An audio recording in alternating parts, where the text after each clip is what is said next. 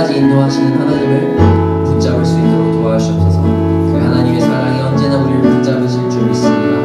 저희 그것을 의지하며 함께 예배하고 나아갑니다.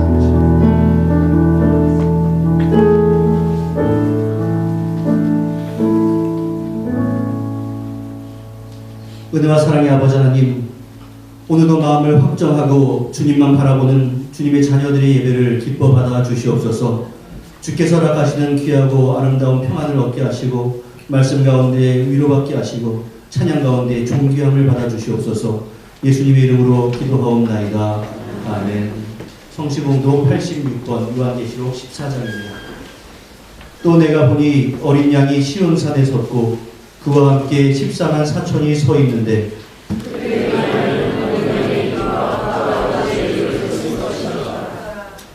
내가 하늘에서 나는 소리를 들으니 많은 물소리와도 같고 큰 우레소리와도 같은데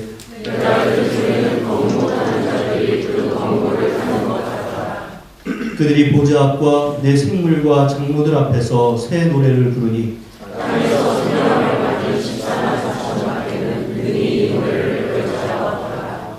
이 사람들은 여자와 더불어 더럽히지 아니하고 순결한 자라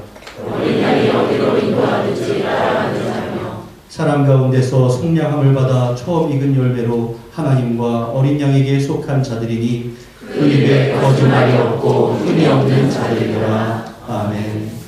전능하사 천지를 만드신 하나님 아버지를 내가 믿사오며 그 아들 우리 주 예수 그리스도를 믿사오니 이는 성령으로 잉태하사 동정녀 마리아에게 나시고 본디오 빌라도에게 고난을 받으사 십자가에 못 박혀 죽으시고 장사한 지 사흘 만에 죽은 자 가운데서 다시 살아나시며 하늘에 오르사 전능하신 하나님 우편에 앉아 계시다가 절로서 산자와 죽은 자를 심판하러 오시리라. 성령을 믿사오며 거룩한 공회와 성도가 서로 교통하는 것과 죄를 사하여 주시는 것과 몸이 다시 사는 것과 영원히 사는 것을 믿사옵나이다. 아멘.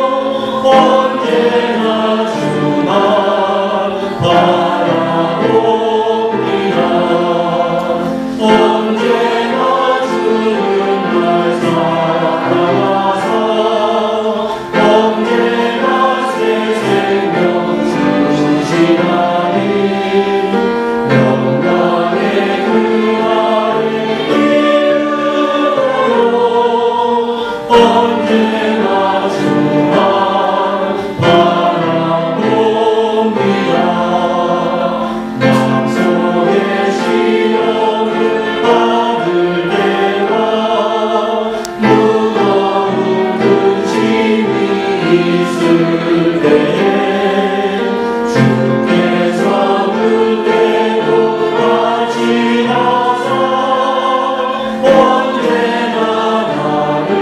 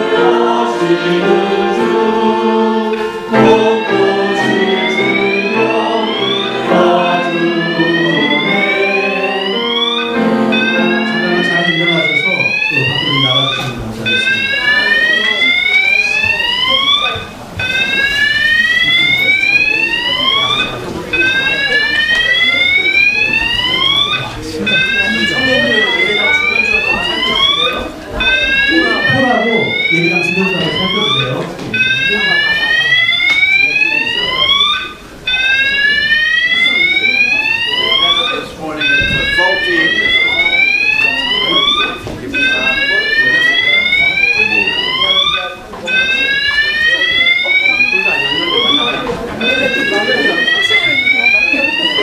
이거 안 났는데 왜 나갔잖아.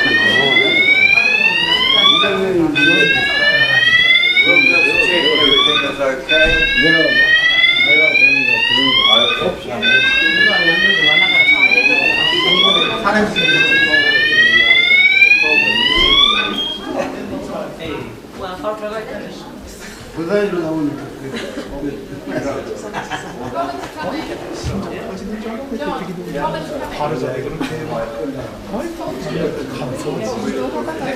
와 기도하다 그랬어. 들어와도 된다고요? 들어와도 된다고요?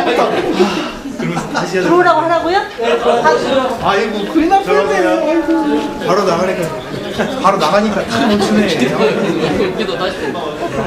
아니 기도한다. 멈춰. 온 교회가 나가서가지고 중간하다가 아니 밖에서 주셔야 되나? 아 밖에서 했었어야 됐네 기도를. 어떻게 처음부터 해야지. 기도 중간에 아니라 다행이다.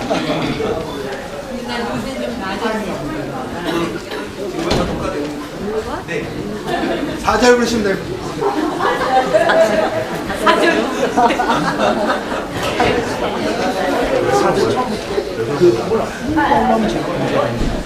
수증기가 올라오면 김민훈 집사님, 지금 김민훈 집사님 오픈되어 있는 거 보면은 그 옆에 리셋이라고 하는 버튼이 있을 거예요. 리셋 버튼 있죠? Sorry, David. The door at the bottom of the stairs, the sensor, when the door is open, left open, the wet air comes and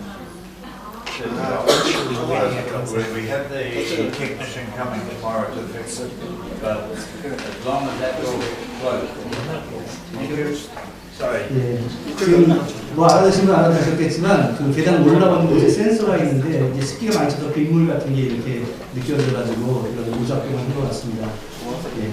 그래서 여러분들 다음에도 이런 일이 있어도 놀라지 마시고 우리가 어셈블리 장소로 항상 모여주시면 감사하겠습니다. 407장 4절을 다시 한번 드리겠습니다.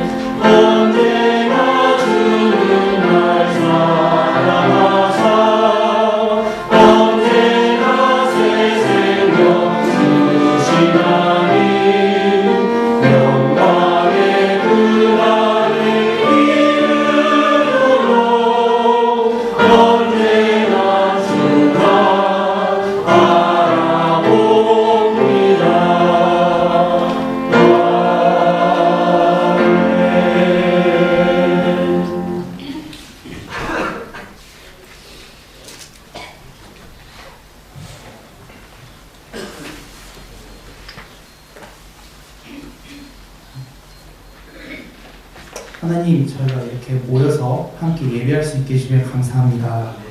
저희에게 날마다 과분한 사랑을 베풀어 주시면 감사하고 그 사랑을 베풀어 주시는 하나님을 항상 기억하며 묵상하며 닮아갈 수 있도록 도와주시옵소서. 그런 사랑에도 불구하고 저희가 한 주 동안 하나님께서 베풀어 주신 사랑과 은혜는 생각하지 못한 채 하나님을 잊으며 상황을 원망하며 살아왔음을 고백합니다. 저희를 불쌍히 여겨주시고 저희의 죄를 용서해 주시옵소서. 이번 주를 마지막으로 이영빈 전사님께서 사임하시는데 전사님을 통해 전받은 하나님의 말씀을 저희가 마음 가운데 깊숙이 기억할 수 있도록 도와주시고 중고등부와 유초등부 아이들도 전사님을 통해 배운 하나님의 모습을 따라 자라날 수 있도록 도와주시옵소서.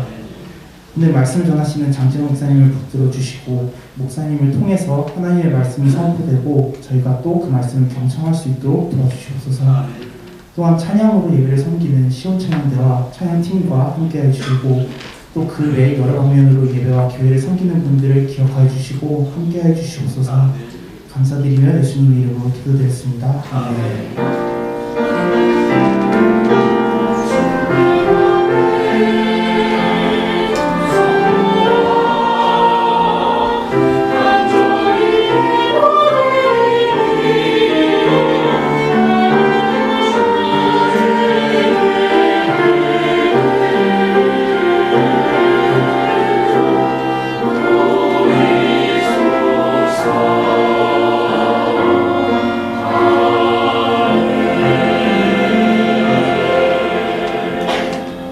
오늘 우리에게 허락하신 하나님의 말씀은 열왕기상 17장 17절부터 24절까지의 말씀입니다.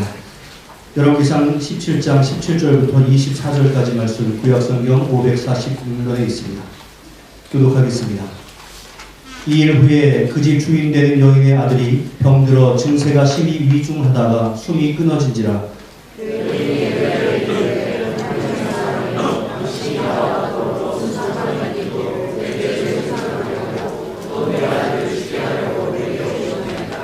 엘리야가 그에게 그의 아들을 달라 하여 그를 그 여인의 품에서 받아 안고 자기가 거처하는 다락에 올라가서 자기 침상에 누이고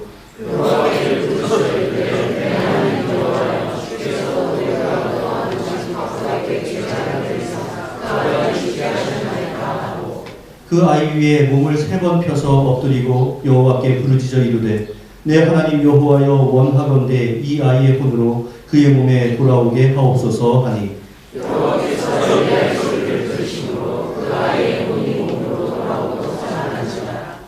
엘리야가 그 아이를 안고 다락에서 방으로 내려가서 그의 어머니에게 주며 이르되 보라 내 아들이 살아났느니라. 이제야 당신은 하나님의 사람이시요 당신의 입에 있는 여호와의 말씀이 진실한 줄 아노라 하니라. 아멘.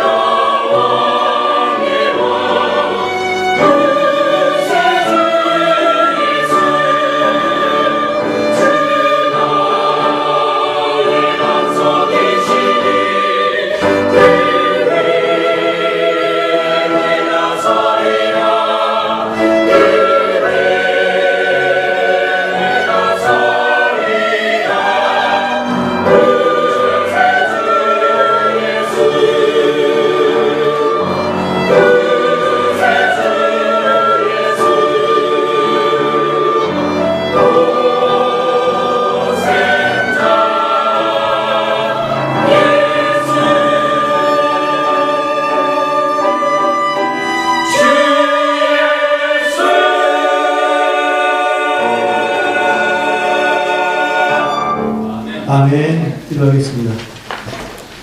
은혜와 사랑의 아버지 하나님, 오늘도 주님의 은총을 사모합니다.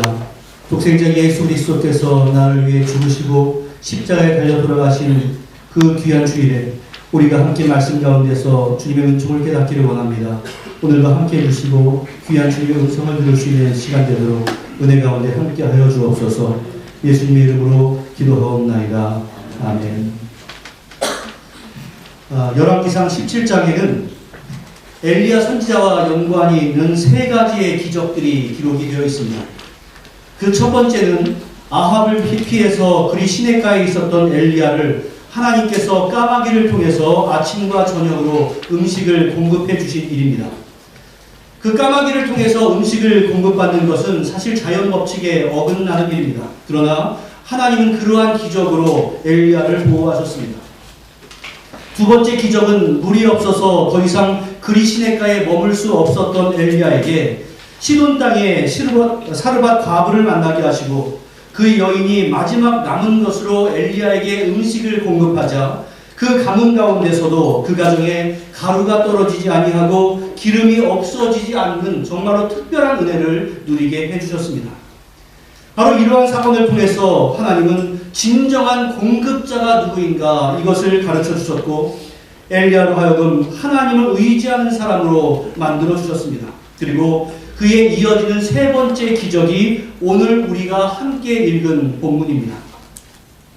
모든 사람들이 또 전국적으로 가뭄으로 말미암아 고난을 당하고 있을 때 하나님께서 지속적으로 양식을 공급해 주심으로 말미암아 그에서도 넉넉한 삶을 살아갔던 그 여인은 사실 얼마나 행복했겠습니까? 아마도 그녀의 믿음도 성장했을 것이고 그녀의 아들에게는 이 음식을 공급해 주시는 분은 여호와 하나님이셔. 그 하나님만 의지하면 우리는 평안을 누릴 수 있어 라고 계속해서 그 아들에게 가르치지 않았겠습니까? 자신의 집에 이러한 기적을 경험하게 해준 엘리야를 존경하면서 함께 잘 도왔을 가능성도 많이 있습니다. 그리고 아마도 그 집에서는 날마다 찬양이 끊이지 않았을 겁니다. 그런데 그 일이 있은 후에 그 여인의 아들이 병이 들어서 증세가 점점 악화되다가 결국 숨이 끊어지고 말았습니다. 그 행복이 넘치던 가정에 하루아침에 하늘이 무너진 것 같은 비극이 벌어지게 된 겁니다. 자녀가 먼저 세상을 떠나는 것보다 어머니의 입장에서 더 큰 아픔이 어디 있겠습니까? 끊이지 않는 가루와 기름으로 말미암아 그 아들과 함께 떡을 나누어 먹던 그 행복하고 좋았던 일도 이제는 아무런 의미가 없게 되고 말았습니다. 이 일이 발생하자 이제 그 여인이 어떠한 반응을 보이는가 보십시오. 18절에 나와 있습니다.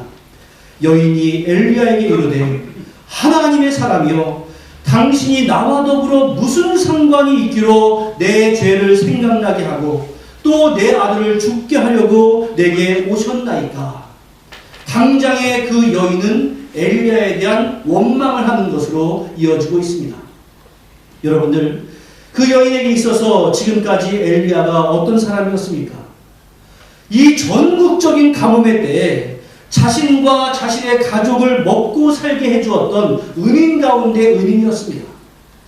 이 엘리야가 아니었으면 진작에 그 가족은 죽었을지도 모르겠습니다. 또 생각해 보십시오. 그 아들의 질병을 엘리야가 가지고 왔습니까? 그렇지 않습니다. 그런데 그 아들의 죽음 앞에서 그녀는 가장 먼저 원망할 대상이 누구인가? 그러한 사람을 찾고 있습니다. 여러분, 참으로 이상한 반응이지만 사실 이것이 우리들의 모습일 때가 얼마나 많이 있는지 모릅니다. 또한 국가적으로 볼 때도 어떠한 국가에 크나큰 사건이 나면 그것으로 말미암아 국가가 사과를 하고 그 근본적인 원인이 무엇이었는가 이것을 찾기보다는 온 매스컴을 동원해서 어떤 한 사람이나 어떠한 대상을 아주 악마로 만들어 놓고 모든 사회적인 비난을 그에게 집중하고 그 가운데서 그 원망에서 자기들은 싹 피해버리는 이러한 경우가 사실 얼마나 많이 있는지 모릅니다. 또한 이처럼 큰 일은 아니라 할지라도 무슨 일이 잘못되기만 하면 자기 자신에서 문제를 찾기보다는 다른 사람이나 사회를 원망하는 때가 우리에게는 얼마나 많이 있습니까? 물론 이 여인이 잘못해서 아들이 죽은 것은 아닙니다. 그러나 엘리야에게 원망을 할 만한 하등의 이유는 없었다. 이러한 말씀입니다. 불과 얼마 전까지 하나님에게 사용이 되어서 자신들에게 음식을 공급해준 그 엘리야에게 당신이 나와 무슨 상관이 있기에 내 죄가 생각이 나게 하고 내 아들을 죽게 했습니까? 이렇게 말을 하는 겁니다. 그런데 여러분들, 이 여인이 갑자기 태도를 바꾸어서 이렇게 말을 하는 이유가 무엇일 것 같습니까? 그 근본에는 그녀를 여전히 지배하고 있었던 우상 숭배의 가치관 때문이었습니다. 이방 사회에서 신은 재앙을 주는 두려움의 존재였습니다. 엘리야가 처음 왔을 때는 여호와라는 그 신이 자신에게 복을 주는 신으로 여겼습니다. 야, 다른 신들을 통해서는 이러한 은혜를 누릴 수 없었는데 저 여호와라는 신이 끊임없는 식량을 나에게 주는구나. 얼마나 놀라운 신인가. 그리고 날마다 공급되는 양식은 그것을 확인시켜주기에 충분했습니다. 그러나 아들이 죽자 그녀는 엘리야가 자신의 죄를 깨닫게 하고 그에 따른 재앙을 자기에게 전달해주는 그러한 메신저로 여긴 것입니다. 과부가 아들의 죽음을 자신의 죄와 연결시켜서 생각하는 것은 어떤 질병이나 불상사가 있을 때 이것이 바로 내 죄에 대한 형벌이다라고 간주했던 당시의 모든 사람이 가지고 있었던 세계관 때문입니다. 욥이 고난을 당하고 있을 때 그의 친구 엘리바스가 그 고난의 의미가 무엇인가 이것에 대해서 사실 제대로 알지도 못하면서 그를 책망합니다. 생각해보라. 죄 없이 망한 자가 누구인가? 정직한 자의 끊어짐이 어디 있는가? 다시 말해서 네가 지금 이렇게 고난을 당하고 있는 것을 보면 너는 분명히 죄 때문에 이렇게 망하고 있는 거야. 네가 지금 정직하지 못하기 때문에 이러한 고난을 당하고 있는 거야 라면서 고난당하고 있는 욥을 향해서 강력하게 책망을 했습니다. 바로 당시에 있어서 엘리바스도 동일한 세계관을 가지고 있었습니다. 하지만 성경은 그렇게 말씀하지 않습니다. 물론 우리가 어떠한 어려움을 당할 때 죄로 말미암아 당하는 징계가 있을 때도 있습니다. 그러나 하나님의 영광과 하나님께서 나타내시는 일을 우리에게 보여주시기 위한 목적이 사실은 대부분입니다. 예수님께서 길을 가실 때 선천적인 시각장애인을 만나게 됩니다. 그때 예수님과 동행하고 있었던 그 제자들이 예수님께 질문합니다. 이 사람이 시각장애로 태어난 것이 누구의 죄 때문입니까? 자기 자신의 죄 때문입니까? 아니면 그의 부모의 죄 때문입니까? 그 사람이 장애를 가지게 된 것은 바로 죄 때문이다라고 하는 것을 전제하고 있는 그 세계관을 가진 제자들의 질문이었습니다. 그때 예수님께서 하신 말씀이 이 사람이나 그 부모의 죄 때문이 아니라 그에게서 하나님이 하시는 일을 나타내고자 함이라 이렇게 말씀을 해주셨습니다. 여러분들 오늘 본문의 사건도 마찬가지입니다. 뒤에 보면 우리가 알겠지만 이 아들이 죽은 것은 하나님의 징계가 아니었습니다. 까마귀와 또 사르밧 과부를 통해서 하나님께서 엘리야를 전적으로 보호하신다는 것을 지금까지 가르쳐 주셨던 것처럼 바로 이 사건을 통해서 하나님은 엘리야에게 모든 생명을 주관하시는 하나님을 가르쳐 주기를 원하고 계셨고 또 단지 엘리야뿐만이 아니라 그 과부에게도 지금까지 그녀가 가지고 있었던 하나님에 대한 관점을 바꿔주는 새로운 은혜를 허락해 주십니다. 당시 과부에게 있어서 아들은 정신적인 기둥이자 소망 그 자체였습니다. 그 아들의 죽음은 당장 그녀에게는 비교할 수 없는 엄청난 시련이었습니다. 그러나 바로 이 사건으로 인해서 그녀는 하나님의 참모습이 무엇인가 이것을 발견하게 됩니다. 여러분들 마찬가지입니다. 우리 인생 가운데서 계속되는 고난, 심지어 내가 가장 크나큰 소망을 두었던 그 소망이 사라져버린 그 순간에도 우리는 우리를 향하신 하나님의 섭리를 믿고 의지해야 합니다. 바로 그것이 우리 신자들이 살아가는 방법입니다. 그러나 여러분들 생각해 보십시오. 당장 내가 극심한 고난을 당하고 있을 때 바로 이 가운데는 하나님의 섭리가 있을 거야. 이렇게 믿는 것이 우리의 현실적인 삶 가운데서 쉬운 일이겠습니까? 그것은 쉽지가 않습니다. 바로 그러한 과부의 원망하는 반응에 엘리야도 적지 않게 당황했을 겁니다. 이렇게 선지자를 대접하고 있고 그것으로 말미암아 복을 받고 있는 이 가정에 감당할 수 없는 어려움이 생긴 것에 대해서 이해할 수가 없었을 겁니다. 오늘로 비유하자면 정말로 하나님을 잘 섬기고 신앙생활 잘하고 교회 가운데서도 수많은 봉사를 하고 있는 그러한 가정에 고난이 생긴다라고 하는 것을 우리가 이해할 수 없는 것과 마찬가지입니다. 이 상황 가운데서 엘리야는 어떻게 반응합니까? 엘리야는 그의 아들을 달라하여 이미 죽은 그 아들을 달라하여 자기가 거처 하는 다락에 올라가서 자기의 침상에 누입니다. 그리고 기도합니다. 20절 우리 같이 한번 읽어보겠습니다. 시작. 여호와께 부르짖어 이르되 내 하나님 여호와여 주께서 또 내가 우거하는 집 과부에게 재앙을 내리사 그 아들이 죽게 하셨나이까 하고 주께서 어떻게 했습니까? 또 왜 하나님께서는 이렇게 반복되는 고통을 주십니까? 이것입니다. 당시에 엘리야가 가지고 있었던 생각도 그 여인의 생각과 크게 다르지 않았습니다. 지금 아들이 죽은 것을 하나님의 징계다라고 해석을 한 겁니다. 이것을 볼 때 우리는 선지자조차도 아직은 당시의 사람들이 가지고 있었던 보편적인 세계관의 지배를 받고 있었다라고 하는 것을 알 수 있습니다. 우리가 예수를 믿는다고 하면서도 성경적인 세계관을 갖지 아니하고 여전히 세속적인 세계관에서 벗어나지 못하는 것과 마찬가지입니다. 그는 주님께서 이 나의 나라에 기근을 준 것이 부족해서 또다시 과부의 아들을 죽게 해서 과부와 내 마음 가운데 고통을 더하시니까 라고 하는 한탄 어린 말이 바로 저 기도 가운데는 들어있는 겁니다. 그러나 여러분들 그 과부와 엘리야가 다른 점이 무엇입니까? 그 과부는 막막한 현실 앞에서 그저 원망하는 것으로 이어졌지만 엘리야는 그 고난 가운데 무엇을 합니까? 하나님 앞에 기도했다라고 하는 사실입니다. 여러분들 믿음의 사람과 불신앙의 사람의 차이는 인생을 살아가면서 위기가 있고 없고가 아니라 내가 당하는 위기 가운데서 어떻게 반응을 하느냐 이러한 차이입니다. 어려움 가운데 다른 사람을 비난하고 또 그 사람에 대해서 원망하는 것은 믿지 않는 세상의 모든 사람들도 다 할 수 있는 행동입니다. 그러나 믿음의 사람들은 그리하지 않습니다.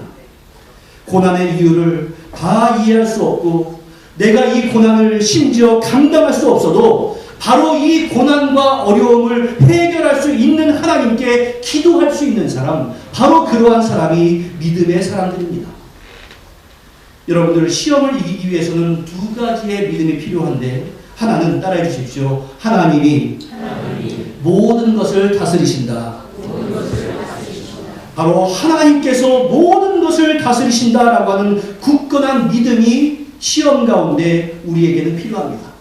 그리고 또 다른 하나는 따라해 주십시오. 내가 하나님의 자녀가 되었다. 내가 하나님의 자녀가 되었다. 바로 이러한 확신입니다. 사랑하는 자녀에게 가장 좋은 것을 주려고 하는 것이 세상 부모의 마땅한 태도일진데 하나님 아버지 또한 더욱더 그러지 않겠느냐라고 하는 믿음입니다. 그러니까 하나님은 모든 것을 다스릴 수 있기 때문에 나의 이 문제도 해결할 수 있는 능력의 하나님이다라고 하는 믿음이 첫 번째로 필요하고 나는 하나님의 자녀이기 때문에 하나님께서 나에게 가장 좋은 것을 주신다라고 하는 그 믿음이 두 번째 믿음입니다. 우리가 그러한 믿음이 있어야 기도할 수 있습니다. 만일 내가 아무리 기도해도 하나님께서 들어줄 능력이 없어라고 한다면 우리는 기도할 수 없는 것이고 내가 별로 존귀한 존재가 아니야 이렇게 생각을 한다면 우리는 기도할 수 없습니다.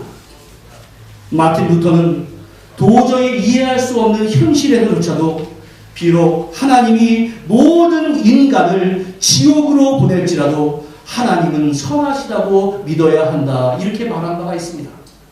이 말이 진정 모든 사람들을 지옥으로 보내는 것을 말하는 거겠습니까? 바로 어떠한 상황에 처한다 할지라도 하나님을 신뢰하는 것이 마땅하다라고 하는 그러한 강조의 말입니다. 믿음의 사람이었던 엘리야는 그 죽은 아이의 몸에 3번 자기 몸을 펴서 엎드리고 여호와 하나님께 부르짖습니다. 내 하나님 여호와여, 원하건대 이 아이의 혼으로 그의 몸에 돌아오게 하옵소서. 몸을 3번 펴서 엎드렸다라고 하는 것이 무엇을 의미하는가? 이것은 분명하지는 않습니다. 다만 자신의 몸을 통해서 하나님의 권세의 능력이 아이에게 전달이 되고 바로 그것으로 말미암아 아이가 회생하기를 바라는 간절한 염원이 담겨있는 바로 그러한 모양이었습니다. 여러분들, 한 번 죽은 아이가 살아나는 것이 가당한 일이겠습니까? 그러나 하나님의 말씀대로 이 땅에 가뭄이 오고 또 그리시네가에서 까마귀를 통해 음식을 공급해 주시고 또한 사르밧에서 과부를 만나게 하소서 끊이지 않는 가루와 기름으로 기적을 베풀어 주셨던 그 하나님을 자신의 눈앞에서 목격을 했던 그 엘리야는 지금 죽은 아이가 살아나는 것이 자연의 섭리에는 어긋나는 일이지만 이번에도 기적을 베풀어 주실 것을 중심 가운데 믿었던 겁니다. 그리고 그 믿음을 가지고 하나님 앞에 기도한 겁니다. 여러분들, 그러한 의미에서 기도는 믿음의 증거입니다. 따라해 주십시오. 기도는 믿음의 증거이다. 여러분들, 기도할 수 있는 사람은 믿음의 사람입니다. 하지만 어떠한 상황 가운데서 기도하지 않는 사람은 믿는다고 말은 한다 할지라도 믿음이 없는 사람입니다. 그 결과 어떠한 일이 벌어졌습니까? 22절 같이 읽습니다. 여호와께서 엘리야의 소리를 들으심으로 그 아이의 혼이 몸으로 돌아오고 살아난지라. 할렐루야. 상상하지도 못하는 기적이 그 가운데 벌어졌습니다. 구약 성경에서 죽은 자가 다시 살아난 예는 바로 이곳이 처음입니다. 또한 이러한 사건으로 말미암아 엘리야의 기도는 저 뒤에 있는 신약 성경에서 기도의 모범으로 소개됩니다. 구약의 엘리야가 기도한 것은 바로 모범이었다라고 하면서 야고보서 5장 15에서 18절에 기록이 되어 있는데 우리 같이 한번 읽어보겠습니다. 시작. 믿음의 기도는 병든 자를 구원하리니 주께서 그를 일으키시리라. 혹시 죄를 범하였을지라도 사하심을 받으리라. 그러므로 너희 죄를 서로 고백하며 병이 낫기를 위하여 서로 기도하라. 의인의 간구는 역사하는 힘이 큽니다. 엘리야는 우리와 성정이 같은 사람이로되 그가 비가 오지 않기를 간절히 기도한즉 3년 6개월 동안 땅에 비가 오지 아니하고 다시 기도하니 하늘이 비를 주고 땅이 열매를 맺었느니라. 비에 대한 내용은 다음 본문에서 우리가 살펴보겠습니다. 여러분들, 이 말씀을 보니까 바로 위에 거 한번 보여주시겠습니까? 엘리야는 우리와 성정이 같은 사람이다, 이렇게 말씀을 합니다. 그를 인간적으로 볼 때 우리와 다를 바가 없는 사람이다, 이러한 의미입니다.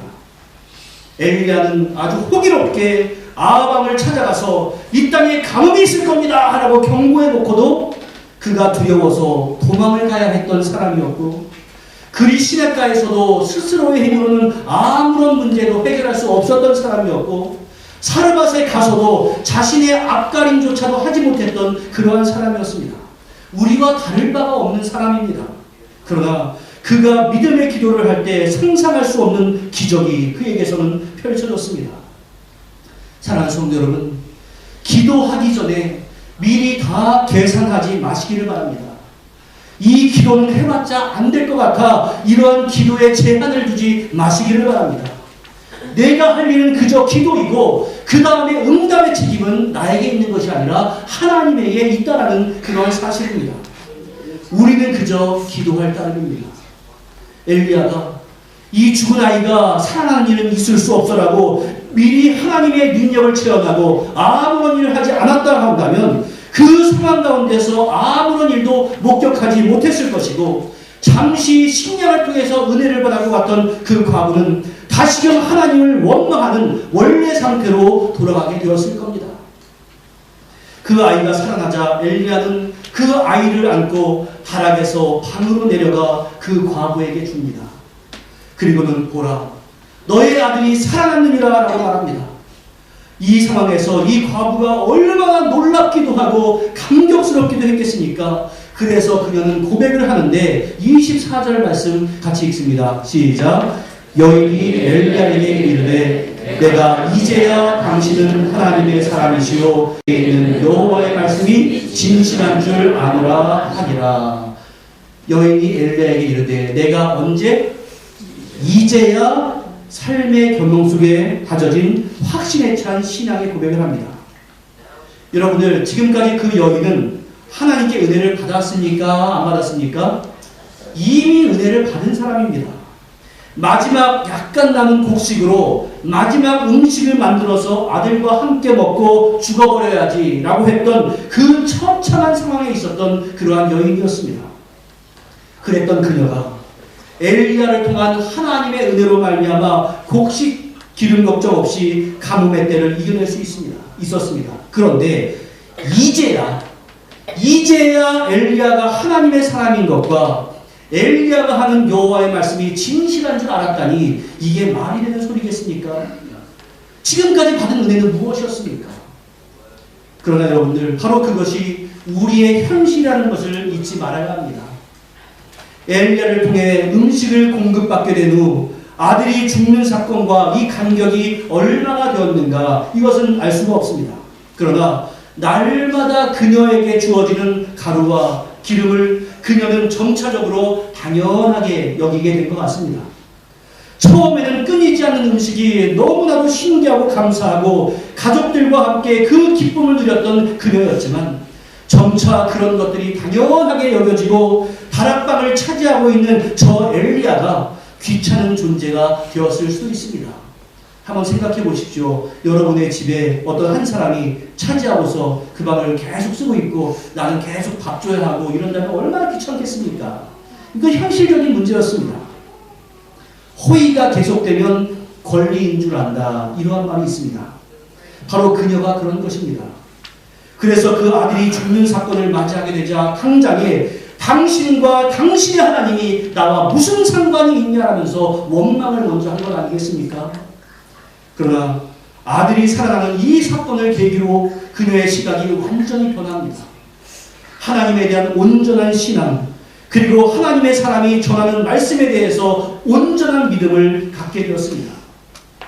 아들이 회생하는 사건을 통해서 그녀는 이전까지 가지고 있었던 자신의 잘못된 신앙관을 수정하는 계기가 되었고, 하나님을 향해서 간절히 부르짖는 자의 호소를 외면하지 아니하시는 자비의 하나님, 죽은 자도 살리시는 삶의 근원이 되시는 전능한 하나님을 그녀는 중심 가운데 믿게 되었습니다. 사르밧 과부의 아들의 죽음은 죄에 대한 하나님의 심판이 아니라 하나님께서 하나님의 일을 드러내시기 위한 하나님의 방편이었습니다. 또한 엘리야의 입장에서도 그렇습니다. 엘리야는 처음에서부터 거대한 신앙의 사람이 아니라 하나님께서 차근차근 만들어 가신 선지자였습니다. 그저 사람에 지나지 않는 아합에게도 굴복할 수밖에 없었던 엘리야에게 하나님은 내가 언제나 너와 함께 하신다라는 증거를 계속해서 보여주셨고, 결국 하나님께서 생명의 주관자가 되시는 그 증거까지도 보여주셨습니다. 오늘 본문의 바로 뒤에 이어지는 18장에서부터는 그 엘리야는 아합왕과 다시 만나게 되고, 이제 갈멜산에서 그 아합왕의 뒷배경을 가지고 있는 바알과 아세라 선지자 850명과 영적인 대결이 기록되어 있는데, 만일 이 17장에서 하나님의 기적을 체험하지 못했다라고 한다면 엘리야는 그 대결을 감당하지 못했을 것입니다. 처음 갈대아 우르에서 하나님을 잘 알지 못했던 아브라함을 불러주시고 그의 인생의 여정 가운데서 아브라함을 점차적으로 믿음의 용사로 키워내시고 결국에는 믿음의 조상으로 만들어 놓으셨던 그 하나님은 우상 숭배로 말미암아 영적으로 사악해 갔던 그 이스라엘에 참된 신은 하나님이다라고 하는 것을 선포하기 위해서 정말 하나님의 열심을 다해서 엘리야를 차근차근 키워내셨습니다. 이것이 바로 17장에 나와 있는 기적들의 의미입니다. 사랑하는 성도 여러분, 내 신앙은 내가 키우는 것이 아니라 하나님께서 키워주시는 겁니다. 나에게 필요한 것은 다른 것이 아닙니다.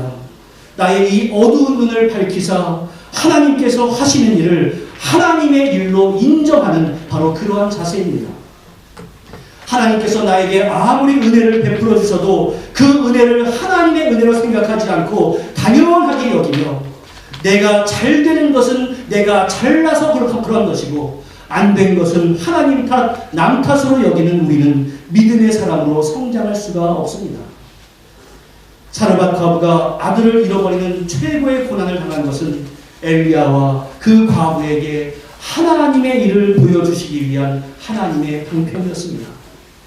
여러분들, 우리가 그 하나님을 믿는다면 우리가 시련을 당할 때 그 시련 가운데서 좌절하거나 비판하면서 내가 가지고 있는 소망을 버려서는 아니 됩니다. 인내로서 그 가운데 나타난 하나님의 뜻을 찾기에 정말 심혈을 기울여야 하며 하나님의 은총이 나의 삶 가운데 역사하기를 더욱더 사모하면서 나아가야 합니다. 여러분들, 우리가 절박한 상황에 있을 때 하나님의 은총은 더욱더 크게 역사하는 법입니다. 그러므로 어려울수록 하나님의 약속을 믿고 간구하시기를 바랍니다. 왜냐하면 하나님께서는 바로 그러한 환난과 시험을 통해서 더 큰 것을 나에게 맡기시고 더욱 좋은 것으로 나에게 복을 주시기 때문에 그렇습니다. 하나님의 약속을 믿고 헌신하는 가운데 좋으신 하나님께서 허락하시는 흔들어 차고 넘치는 크나큰 은총을 체험하는 우리 모두가 될 수 있기를 주님의 이름으로 간절히 축원합니다. 기도하겠습니다. 은혜와 사랑의 아버지 하나님, 사르밧 과부의 아들이 죽은 것은 당장에는 시련이었지만 바로 그것이 하나님의 일을 펼쳐나가기 위한 계획이었음을 오늘 말씀 가운데서 우리가 배우게 되었습니다. 어찌 그러한 일이 엘리야에게만 펼쳐지는 그러한 일이겠습니까? 때로는 나의 삶 가운데 고난이 있고 어려운 일이 있다 할지라도 그것이 내가 멸망의 길로 이르는 것이 아니라 그것을 통해서 하나님께서 놀라운 일을 펼치신다는 그러한 소망을 가지고 살아갈 수 있도록 은혜를 더하여 주시옵소서. 그래서 하나님의 약속을 믿고 더욱더 헌신하게 하시고 그러는 가운데서 좋은 하나님을 만날 수 있도록 역사하여 주옵소서. 예수님의 이름으로 기도하옵나이다. 아멘.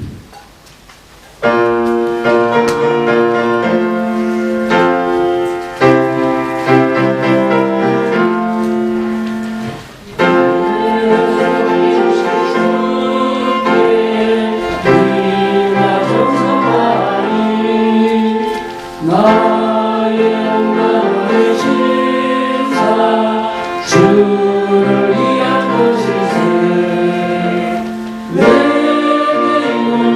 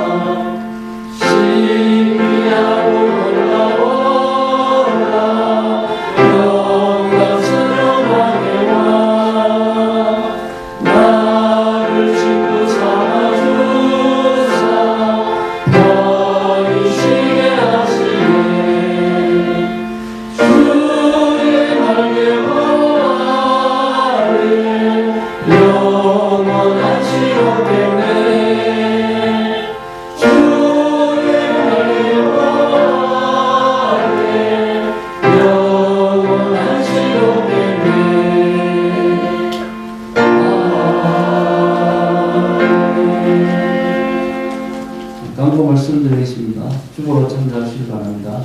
오늘 처음 오신 분이나 연초기에 방문하신 모든 분께 주님의 이름으로 환영합니다.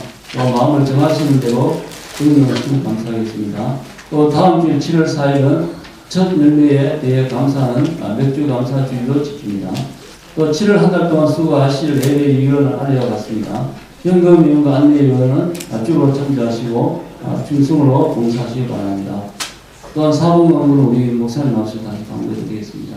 또 6월 7일 행사 안내를 보시면 6월 30일 수요 예배 외 정기당회가 있습니다. 또 7월 11일 주일, 둘째 주일은 교회 창립 기념 주일로 지킵니다. 이상입니다.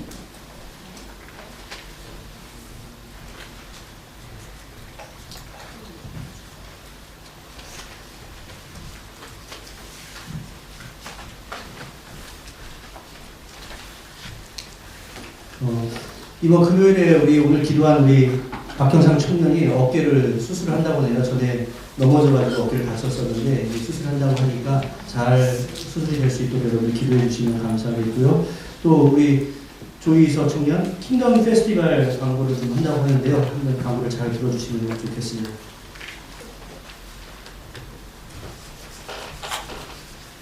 이 영상을 먼저 소리도 나와요.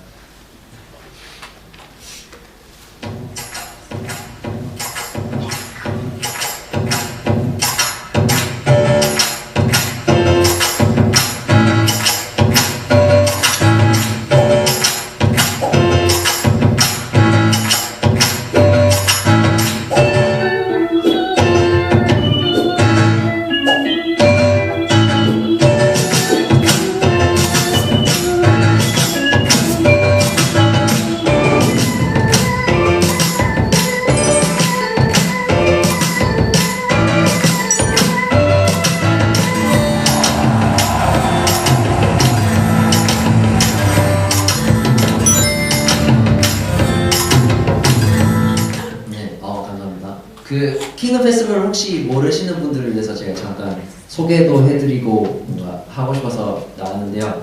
킹덤 페스티벌은 그 재작년에 사실 처음 1회가 진행이 되었고요. 작년에 하려고 했다가 코로나 때문에 못했고요. 올해가 사실 2회인데 어떠한 단체냐면은 1년씩 한 번 하는 청사모 주최 청년 사역자 모임의 주최로 이루어지고 많은 청년 사역 단체들이 같이 모여서 같이 협력하면서 만든 집회예요. 킹덤 페스티벌.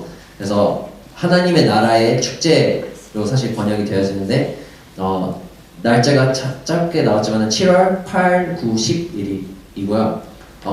8, 9, 10일 저녁에 집회가 있고 10일 토요일에는 사실 그 12시 반부터 진행이 되는 약간 부스 형식이 이루어져 있어요. 그래서 거기서 되게 각자의 자리에서 하나님의 나라를 어떻게 잘 이뤄갈 수 있고 어떻게 잘 보여줄 수 있을까라는 사람들이 모여서 진행하는 시간이 있고요. 또한 2시 반서부터 그 테톡 약간 세미나 같은 형식을 또 진행할 텐데 조이진 집사님, 세인트 존스의 그 커든 목사님도 거기서 말씀을 전하시고 또한 영화 촬영하는 감독하는 청년 하나랑 정신과 의사님이 오셔서 정신 건강에 대한 또 세미나를 진행하실 때 거기서 또 하나씩 들으실 수 있고요.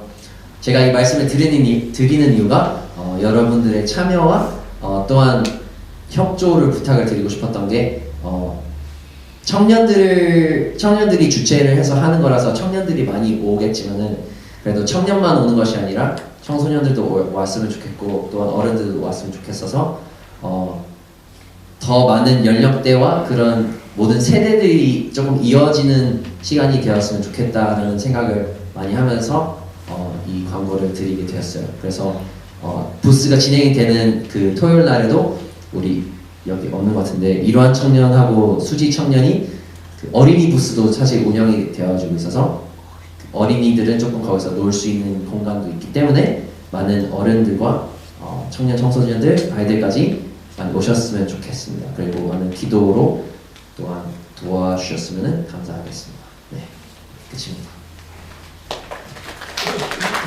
이번에 수시 한번 크게 치세요.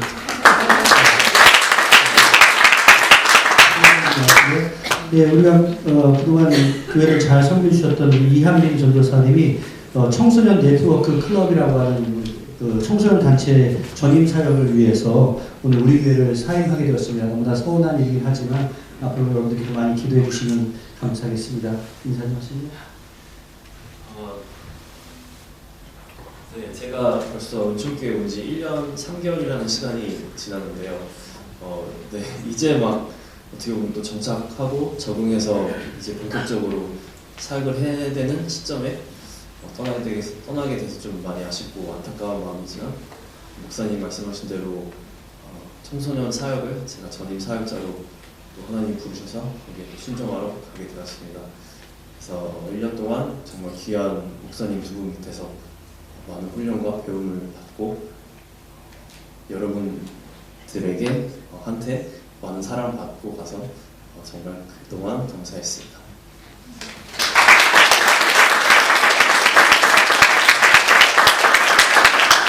크리스천 라이프가 있는데 크리스천 라이프 신문에 전도사님이 사역하게 될 SNC가 무엇인가에 대한 그 사역에 대한 아주 자세한 내용이 있으니까 여러분께서 참고해 주시고 기도해 주시면 감사하겠습니다. 또 금주에 생일자 있습니다. 우리 김예영이 6월 29일 생일이고 우리 김현택 집사가 6월 29일, 우리 김주은 집사님이 7월 1일, 우리 박희진 집사님이 7월 3일이 생일입니다. 다 같이 박수로 축하하겠습니다. 네, 감사의 제목 함께 나누겠습니다. 주님, 범사에 감사합니다. 범사에 항상 감사를 드립니다. 1년 동안 은총교회와 함께 하나님의 나라를 세워갈 수 있어서 참 감사드립니다. 우리의 모든 삶을 계획하시고 인도해 주시는 예수님께 감사와 찬양을 드립니다. 생일에 감사합니다. 신방과 주님의 은혜에 감사드립니다. 언제나 지켜주시는 주님 감사합니다. 항상 지켜주시네 감사합니다. 생일에 감사합니다. 6월도 주님의 은총 가운데 보내게 하시니 감사합니다. 이러한 감사의 제목이 있습니다. 그리고 한 가지 광고 말씀을 좀 더 드릴 텐데요. 주일 헌금을 갖다 일회용 봉투에 계속해서 헌금을 하시는 그러한 분들이 있어요. 그래서 지금까지는 그러한 봉투만 있었는데 이렇게 생긴 봉투를 하나 마련을 했습니다. 그러니까 주일 헌금 써 있으니까 일회용을 하지 마시고 앞으로 여기다가 본인의 이름을 써서 계속해서 정기적으로 하시는 분들은 주일 헌금을 이 봉투로 해주시면 감사하겠습니다. 여기에 주일 헌금이라고 써 있습니다. 기도하겠습니다. 은혜와 사랑의 아버지 하나님, 하나님의 은총 가운데 함께 교회를 섬겼던 우리 전도사님 축복합니다. 앞으로의 가는 모든 길마다 주여 인도하시고 동행해 주셔서 하나님 나라의 확장에 잘 이바지할 수 있도록 은총 가운데 역사하여 주시옵소서. 우리 형상 청년이 또 수술을 한다고 합니다. 하나님 잘 수술되게 하시고 잘 치료될 수 있도록 은혜를 더하여 주시옵소서. 이 시간에 귀한 예물을 바쳐드립니다. 이 물질 가운데 복을 내려주시고 이 물질이 하나님의 귀한 역사에 잘 사용될 수 있도록 은혜를 더하시고 이 어려움 살아가는 우리 성도들 가정과 사업장에 힘을 더해 주시어서 크나큰 어려움 때문에 고난당하지 않도록 주여 역사해 주옵소서. 예수님의 이름으로 기도하옵나이다. 아멘. 예, 자리에서 일어나셔서 주변의 분들을 사랑드렸습니다. 반갑습니다. 건강하셨습니까? 네, 건강하셨습니까? 더움인지 감기 걸리신 분들이 점점 있는 소식을 듣는데 관리한다고 안 걸리진 않겠지만 그래도 컨디션 조금 이상해지면 잘 쉬셔가지고 잘 예배에 지장 없도록 하기를 바랍니다. 함께 참여하겠습니다.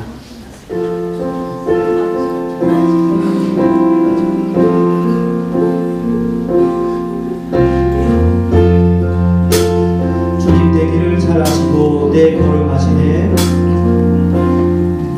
주님 내 길을 잘 아시고 내 걸음하시네. 어둠에서 빛을 내시는 그분을 믿네. 무엇으로 주를 섬기지 어디로 가야 할지 내내이는 나를 아시고 길을 여시네. 삶을 주고 내 삶을 주게 더 내 삶을 주게 더 온전한 신뢰를 주께 드리네. 보이지 않아도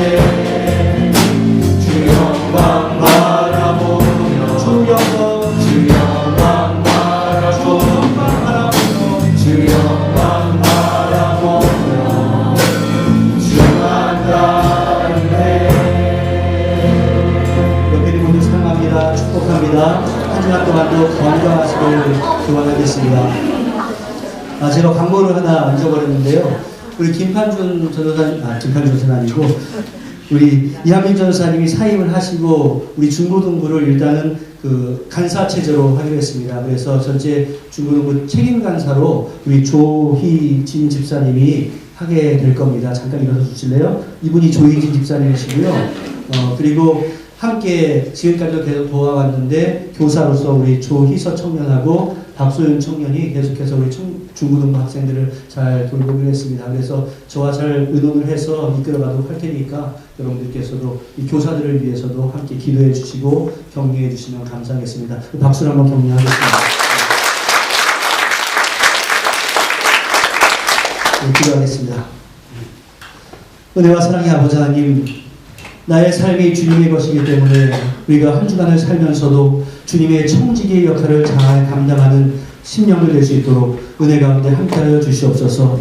하나님의 권능의 손길이 나와 우리 가정, 우리의 직장을 돌봐주시고 하나님 때문에 우리가 평안을 누리며 살아갈 수 있도록 은혜 가운데 역사하여 주시옵소서. 극도의 위기 가운데서도 그 순간순간마다 엘리야를 지켜주셨던 그 하나님께서 우리 인생 가운데 겪게 되는 그 어려움 가운데서도 하나님께서 가장 세밀하게 가장 좋은 것으로 응답해 주시며 결국에는 우리를 믿음의 용장으로 만들어 주실 줄로 믿습니다. 그 가운데 우리가 순종하는 삶을 살아드릴 수 있도록 도와주시고 내 삶을 하나님께 바쳐드리는 가운데 하나님이 우리를 이끌어 가시는 삶의 과정이 얼마나 절묘하고 아름다운가를 세심하게 체험할 수 있도록 은혜 가운데 함께하여 주시옵소서. 그러기 위해서 우리가 더욱더 주 앞에 기도하고 헌신하는 그러한 자세가 필요한 줄 아오니 성령 하나님 그 마음을 어루만져 주시고 동행해 주셔서 하나님 때문에 이 세상에서의 평안을 누리며 하나님 때문에 결국은 다윗처럼 승리하며 나갈 수 있도록 은혜 가운데 역사하여 주시옵소서.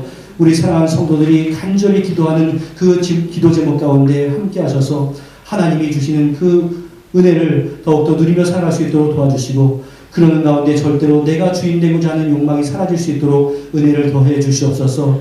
이 겨울철을 맞이해서 일기가 좋지 않은 가운데 성도들이 감기로 고생을 하고 있습니다. 잘 회복시켜 주시고 우리가 함께 이 자리에 모여서 함께 예배드릴 수 있도록 은혜를 더하여 주시옵소서. 이 한 주간을 다시 한번 주 앞에 맡기오며 예수님의 이름으로 기도하옵나이다. 아멘. 이제는 우리 주 예수 그리스도의 무한하신 은혜와 성부 하나님의 극진하신 사랑하심과 성령님의 교통하심이 나의 삶에 있어서 가장 좋은 것으로 이끌어 주신다는 그러한 믿음으로 나아가는 주님의 귀한 백성들 위해 가족과 권속들 위해 사랑하는 조국 대한민국과 이 땅 뉴질랜드 위해 이제로부터 영원토록 함께 있을지어다. 아멘.